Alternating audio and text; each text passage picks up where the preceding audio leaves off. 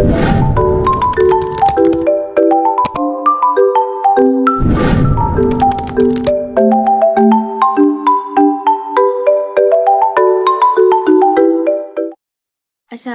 warahmatullahi wabarakatuh. Eh, Kami dari kelompok 5B Bioinformatika dengan beranggotakan saya Rahmi Karnelia Putri, yang kedua ada Hafizah Nur Aini, yang ketiga ada Setyananda Aryana, yang keempat ada Mutiara Hasyando, yang kelima ada Amanda Hafizah, dan yang terakhir adalah Rezik Marcelino. Baik, pada kesempatan kali ini kami akan menjelaskan tentang protein 1-CLV pada NCBI, PDB, aplikasi Chimera, dan CN3D. Baik, saya akan langsung masuk pada NCBI yang pertama. Kita buka website NCBI, kita pilih bagian protein, dan kita ketik C1CLV.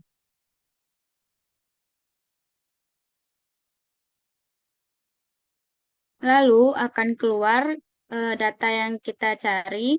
Yang pertama, kita akan mencari tahu berapa jumlah database keseluruhan dari enzim tersebut dan protein tersebut, dan sertakan jumlah database pada animal, plants, fungi, dan sebagainya. Pada layar bisa kita lihat item seluruh database yang ada pada NCBI tersebut ada 4. Lalu jumlah database pada animalnya itu ada 2 dan pada plant itu ada 1. Selanjutnya, kita akan mencari tahu dari mana sumber database-nya. Sumber database-nya itu pada PDB itu ada 2 dan pada UniProt atau SwissProt itu ada 2 juga. Selanjutnya, kita mencari jumlah asam aminonya. Kita pilih pada chain A protein alpha amilase, kita tekan. Di situ kita akan melihat bahwa jumlah asam aminonya itu ada 471 asam amino. Selanjutnya, materi selanjutnya akan saya berikan kepada teman saya, Hafizah Nur Aini. Terima kasih kepada Rahmi atas kesempatannya. Mungkin kita lanjut ke fungsi dari masing-masing urutan asam amino tersebut. Next, di sini kita bisa melihat ya fungsi dari asam amino itu pada site. Nah, di sini dijelaskan ada sebagai aktif, mengaktifkan hormon tersebut. Lanjut, next. Nah, yang kedua itu ada binding site atau ion binding. Lanjut ke bawah. Sebagai katalik site, mungkin cuma 3 itu ya untuk fungsi dari urutan asam amino tersebut. Lanjut ke format FASTA, kita dapat masuk ke atas. Nah, kita bisa mengklik FASTA, tulisan FASTA di sini. Nah, di sini kita dapat melihat format FASTA dari enzim tersebut. Mungkin selanjutnya kita dapat melihat dari identify conserved domain pada sebelah kanan di bawah run blast ini. Ya, kita klik ya, teman-teman.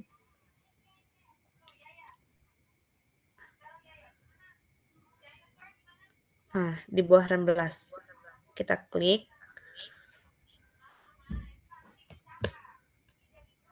Nah, di sini kita dapat melihat dari klasifikasi protein tersebut.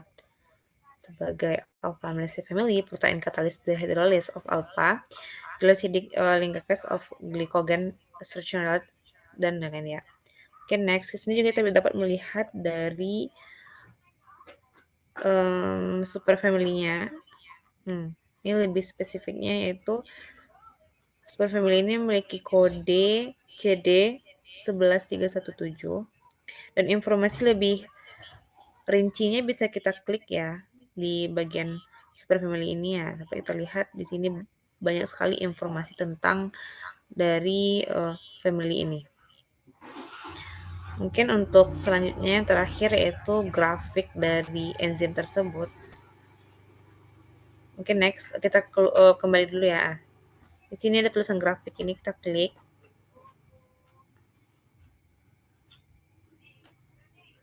Nah, pada bagian ini kita dapat melihat grafik dari protein tersebut. Nah, mungkin sekian yang dapat saya sampaikan. Untuk materi selanjutnya saya kembalikan ke rekan saya. Terima kasih kepada Hafizah. Nah, selanjutnya kita akan membahas tentang PDB. Udah ya? Oh iya. Ketik satu CLV, lalu search. Kemudian setelah itu kita akan, nah, ya kan? Kemudian setelah itu kita akan mengetahui dengan nama satu CLV yaitu yellow mealworm alpha amylase in complex with the amaron alpha amylase inhibitor. Selanjutnya ada classification-nya, itu ada hidrolase, dan nama organismenya itu ada Tenebrio molitor amaranthus hypochondriacus. Nah, selanjutnya scroll ke bawah, ambil bagian makromolekulnya. Nah, ini ada protein alpha amylase dengan chance A, lalu sequence length-nya 471, organismenya Tenebrio molitor, dan seterusnya. Nah, selanjutnya, berikut ini gambar dari protein alpha amylase. Nah, selanjutnya, next kita scroll ke bawah untuk dapatkan smell, untuk melihat smell molekul. Scroll ke atas. Nah, ini. Nah, bisa diketahui itu ada kalsium ion dan juga klorid ion. Materi selanjutnya akan dibahas oleh Amanda. Baik, terima kasih sebelumnya kepada rekan saya Setiananda. Izin melanjutkan. Di sini saya akan menunjukkan pada di PGB ini kita bisa melihat struktur dari protein yang kita cari atau protein 1 CLV. Dengan cara menekan struktur, lalu di bagian struktur ini kita scroll ke bawah dulu untuk menggantinya menjadi bentuk JSMOL JavaScript. Setelah sudah menjadi bentuk JSMOL JavaScript, kita bisa mengganti bentuk-bentuk modelnya seperti ini ada model kartun. Saya dilihat di gambar dan di layar ada model kartun. Ada model backbone seperti benang-benang halus dan kusut. Lalu ada space fill. Space fill kayak bola-bola yang berkumpul menjadi satu. Bisa dilihat di gambar. Lalu ada model ball and stick. Ada bola dan juga ada sticknya. Lalu ada model ligandsnya juga yang cuma bisa dilihat ligandsnya. Lalu ada ligands and pocket, bisa dilihat ligands dan pocketnya. Lalu ada trace, bisa dilihat seperti benang-benang juga yang panjang tapi masih terlihat untuk ligandsnya. Lalu ada ribbon. Ribbon cuman untuk rantai utamanya. Lalu selanjutnya kita bisa melihat di PDB ini, kita bisa melihat annotation dari protein yang akan kita cari atau satu CLV. Annotation-nya di sini bisa banyak, ada yang D chains A ini ada D1CLVA1, yang Albeta proteins, ada domain annotation-nya, scope classification-nya juga ada superfamily-nya, scope 2B, dan lain sebagainya. Lalu setelah kita bisa melihat annotation, kita bisa melihat dan memilih bagian sequence di bagian atas dari PDB ini. Sequence di sini kita bisa melihat adanya yellow mealworm alpha amylase incomplex ini, ada sequence-nya bisa dilihat di gambar, ada chain A, ada yang pakai uniprot, ada secondary struktur, zero company atom, rotamer outlier, dan yang lain-lain sebagainya. Bisa dilihat di sini. Sekian dari penjelasan dari saya kembalikan terhadap teman saya yaitu Mutiara Hasyanto. Oh, terima kasih pada Manda. Baiklah, saya akan menjelaskan tentang penggunaan UCSF Chimera. Penggunaannya tuh kita bisa menekan bagian file pada bagian atas, lalu tekan Fetch by ID. Lalu masukkan kode protein yang akan kita lihat, yaitu 1CLF. Untuk proteinnya dapat dilihat pada bagian ini. Untuk UCSF Chimera, kita dapat dapat mengubah atomnya dengan mengklik bagian action, lalu atom and bonds. Di situ dapat kita lihat pilihan-pilihan yang kita bisa ubah, misalnya stick. Tekan pada bagian stick. Maka nanti pada bagian atomnya akan berubah stick. Seperti stick. Coba diputar dulu, Kak.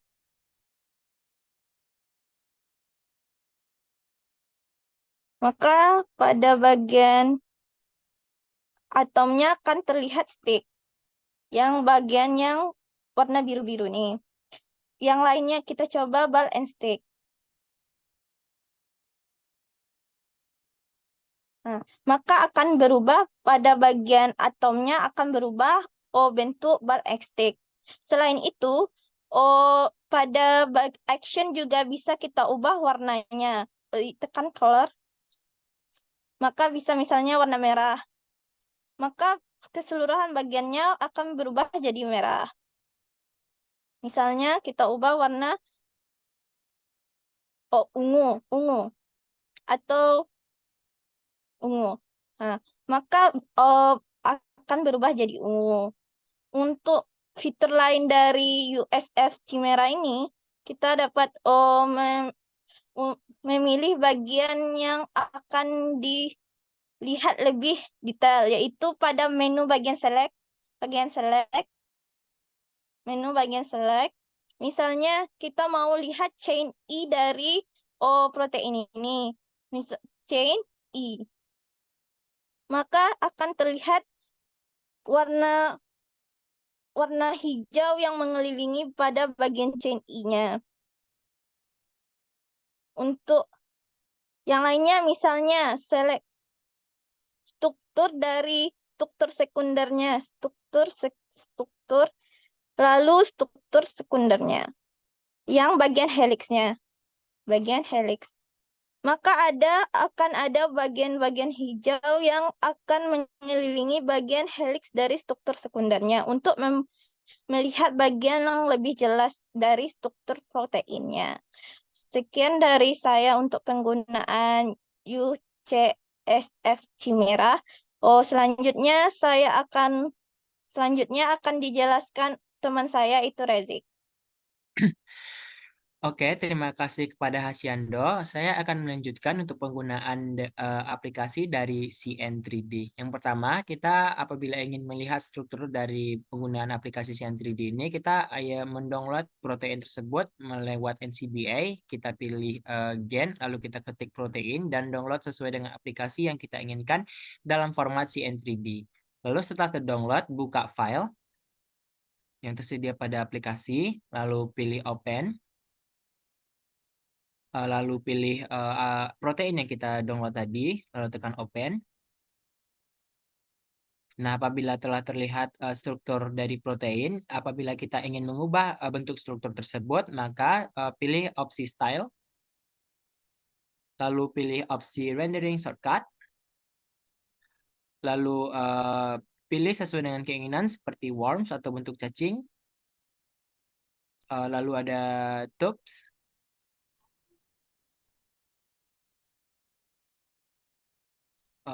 wire,